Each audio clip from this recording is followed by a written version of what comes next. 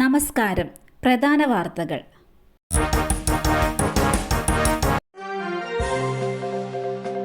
Party വിരുദ്ധ പ്രവർത്തനം. JSS സംസ്ഥാന പ്രസിഡന്റ് പ്രൊഫസർ AV താമരാക്ഷനെ പുറത്താക്കി. സംസ്ഥാന ജനറൽ സെക്രട്ടറി രാജൻ ബാബുവാണ് അറിയിച്ചത്. കൊച്ചിയിൽ ചേർന്ന സംസ്ഥാന കമ്മിറ്റിയാണ് അച്ചടക്ക നടപടിക്ക് വിധേയമായി സസ്പെൻഷനിലായിരുന്ന പാർട്ടി സെന്റർ അംഗങ്ങളായ വിനോദ് വയനാട്, KP സുരേന്ദ്രൻ കുട്ടനാട്, സംസ്ഥാന സെക്രട്ടറിമാരായ ബാലരാമപുരം സുരേന്ദ്രൻ, മലയൻകീഴ് നന്ദകുമാർ എന്നിവർക്കൊപ്പം AV താമരാക്ഷനെയും പുറത്താക്കിയത്. തിരുവനന്തപുരം, കോഴിക്കോട്, വയനാട് ജില്ലാ കമ്മിറ്റികളെ പിരിച്ചുവിട്ട് ഹഡ്കോ കമ്മിറ്റിക്ക് ചുമതല നൽകിയതായി സംസ്ഥാന general secretary advocate AN Rajan Babu അറിയിച്ചു. ഹേമചന്ദ്രൻ കൊലക്കേസ്. ബത്തേരി സ്വദേശി വെൽബിൻ മാത്യു പിടിയിൽ. ബത്തേരി ഹേമചന്ദ്രൻ കൊലക്കേസിൽ ഒരാൾ കൂടി പിടിയിൽ. വയനാട് സുൽത്താൻ ബത്തേരി സ്വദേശി മെൽബിൻ ബാബുവാണ് പിടിയിലായിരിക്കുന്നത്. ഹേമചന്ദ്രനെ തട്ടിക്കൊണ്ടുപോയ ശേഷം പണമിടപാടുമായി ബന്ധപ്പെട്ടുള്ള എഗ്രിമെന്റിൽ വെൽബിൻ മാത്യു സാക്ഷിയായി ഒപ്പുവെച്ചിട്ടുണ്ടെന്ന വിവരം പുറത്തു വരുന്നുണ്ട്. ഹേമചന്ദ്രനോടും മറ്റു പ്രതികളോടുമൊപ്പം വെൽബിൻ കാറിൽ സഞ്ചരിക്കുകയും ചെയ്തിട്ടുണ്ട്. ഈ കേസിൽ പിടിയിലാകുന്ന 5ാമത്തെ പ്രതിയാണ് വെൽബിൻ മാത്യു. നിർത്തിയിട്ട ലോറിക്ക് പിന്നിലേക്ക് കാർ ഇടിച്ചു കയറിയ അപകടം. 2 യുവതികൾക്ക് ദാരുണാന്ത്യം. പാലക്കാട് വാളയാറിൽ കാറും ലോറിയും കൂട്ടിയിടിച്ച് 2 തമിഴ്നാട് സ്വദേശികൾക്ക് ദാരുണാന്ത്യം. ലാവണ്യ, മലർ എന്നീ യുവതികൾക്കാണ് ജീവൻ നഷ്ടമായത്. കാറിലുണ്ടായിരുന്ന 2 പേർക്ക് ഗുരുതര പരിക്കേറ്റു. ഇന്ന് രാവിലെ 5:45 അപകടമുണ്ടായത്.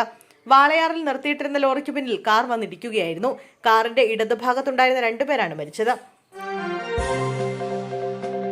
ചില വാനരന്മാർ ഉന്നയിക്കലുമായി ഇറങ്ങിയിട്ടുണ്ട്. വോട്ടർ പട്ടിക വിവാദത്തിൽ മൗനം വെടിഞ്ഞ സുരേഷ് ഗോപി. വോട്ടർ പട്ടിക ആരോപണങ്ങളിൽ തെരഞ്ഞെടുപ്പ് കമ്മീഷനാണ് മറുപടി നൽകേണ്ടതെന്ന് സുരേഷ് ഗോപി പറഞ്ഞു. താൻ മന്ത്രിയാണെന്നും ആ ഉത്തരവാദിത്തം കാണിച്ചുവെന്നും കൂടുതൽ ചോദ്യങ്ങളുണ്ടെങ്കിൽ തെരഞ്ഞെടുപ്പ് കമ്മീഷനോട് ചോദിക്കാമെന്നും സുരേഷ് ഗോപി പറഞ്ഞു. അതുമല്ലെങ്കിൽ കേസ് സുപ്രീം കോടതിയിലെത്തുമ്പോൾ അവിടെ ചോദിക്കാമെന്നും കേന്ദ്രമന്ത്രി സുരേഷ് ഗോപി പറഞ്ഞു. കേന്ദ്രമന്ത്രി ആയതിനാലാണ് പ്രതികരിക്കാത്തത്. ചില വാനരന്മാർ ഇവിടെ വന്ന് ഉന്നയിക്കലുമായി ഇറങ്ങിയിട്ടുണ്ടെന്നും സുരേഷ് ഗോപി പരിഹസിച്ചു. സമയക്രമം മാറിയതറിയാതെ യാത്രക്കാർ. എയർ ഇന്ത്യ വിമാനം നേരത്തെ പുറപ്പെട്ടതോടെ വലഞ്ഞ യാത്രക്കാർ. 5ഓളം യാത്രക്കാരാണ് ഇത്തരത്തിൽ വലഞ്ഞത്. രാവിലെ 5:20 പുറപ്പെടേണ്ടിയിരുന്ന വിമാനമാണ് അരമണിക്കൂർ നേരത്തെ പറന്നത്. കൊച്ചിയിൽ നിന്ന് ഡൽഹിയിലേക്കായിരുന്നു യാത്ര. സംഭവത്തിൽ യാത്രക്കാർ എയർ ഇന്ത്യക്കെതിരെ പരാതി നൽകി. വിമാനത്തിന്റെ സമയം മാറ്റിയത് സംബന്ധിച്ച് വിമാന കമ്പനി മുന്നറിയിപ്പ് നൽകിയിരുന്നില്ലെന്നാണ് യാത്രക്കാരുടെ ആരോപണം. വിമാനത്താവളത്തിലെത്തിയപ്പോഴാണ് സമയം മാറ്റിയ വിവരം അറിയുന്നത്. ചെക്കിങ്ങിന് സമയമുണ്ടായിരുന്നിട്ടും അതിനനുവദിച്ചില്ലെന്നും യാത്രക്കാർ പറഞ്ഞു. പ്രവാസി വ്യവസായിയെ തട്ടിക്കൊണ്ടുപോയ കേസിൽ 5 പേർ കൂടി അറസ്റ്റിൽ. മലപ്പുറത്ത് നിന്ന് യുവ പ്രവാസി വ്യവസായി ഷമീറിനെ തട്ടിക്കൊണ്ടുപോയ കേസിൽ 5 പേർ കൂടി അറസ്റ്റിൽ. വാഹന സൗകര്യം ഒരുക്കിയവരും ഒളിയിടം നൽകിയവരുമാണ് ഒടുവിൽ അറസ്റ്റിലായത്. വെളിയങ്കോട് സ്വദേശി അഫ്ഷർ, പെരുമ്പടപ്പ് സ്വദേശി മുഹമ്മദ് ഷാഫി, തൃശൂർ അകലക്കാട് സ്വദേശി മുഹമ്മദ് ഹാഷിം, നിഷാദ്, കൊട്ടാരക്കര കോക്കോട് സ്വദേശി ഷാനവാസ് എന്നിവരാണ് ഒടുവിൽ അറസ്റ്റിലായ 5 പേർ. കേസിൽ ഇതുവരെ 11 പ്രതികളാണ് പിടിയിലായത്. പ്രതികളെ അടുത്ത ദിവസം കസ്റ്റഡിയിൽ വാങ്ങും. ബാണാസുര അണക്കെട്ട് തുറന്നു. 2 ജില്ലകളിൽ ഓറഞ്ച് അലർട്ട്.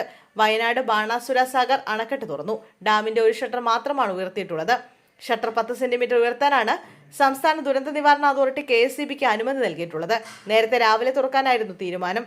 എന്നാൽ വൃഷ്ടി പ്രദേശത്ത് മഴ കുറയുകയും ഡാമിലേക്കുള്ള നീരൊഴുക്ക് കുറയുകയും ചെയ്തതോടെ തുറക്കുന്നത് ഉച്ചത്തേക്ക് മാറ്റിവെക്കുകയായിരുന്നു. ജലനിരപ്പ് അനുസരിച്ച് ബാണാസുര സാഗർ അണക്കെട്ടിൽ റെഡ് അലർട്ടാണ്. അസംബ്ലിക്കിടെ കല്ല് കാലുകൊണ്ട് നീക്കി. 10ാം ക്ലാസ്സുകാരന്റെ കർണപടം അടിച്ചുപൊട്ടിച്ച് ഹെഡ്മാസ്റ്റർ. കാസർഗോഡ് വിദ്യാർത്ഥിക്ക് ഹെഡ്മാസ്റ്ററുടെ മർദ്ദനം. കാസർഗോഡ് കുണ്ടംകുഴി GHSലെ 10ാം ക്ലാസ് വിദ്യാർത്ഥിക്കാണ് മർദ്ദനമേറ്റത്.